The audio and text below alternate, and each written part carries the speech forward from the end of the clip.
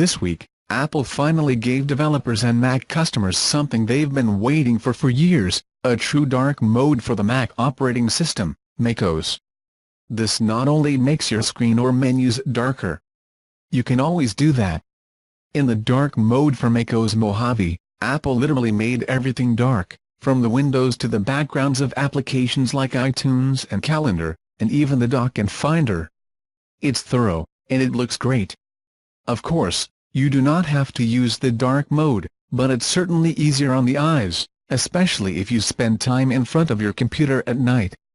And, if you want the best of both worlds, Apple even added a cool feature to the Moosha macOS called Dynamic Desktop, where all the aspect of your computer, including your wallpaper, changes throughout the day, going from an appearance lighter in the day to dark mode at night. What is good here is that Apple is giving options to Mac users. If you like the traditional light aspect of macOS, great. But if you want the dark mode either all the time, or only at certain times of the day, it is also there.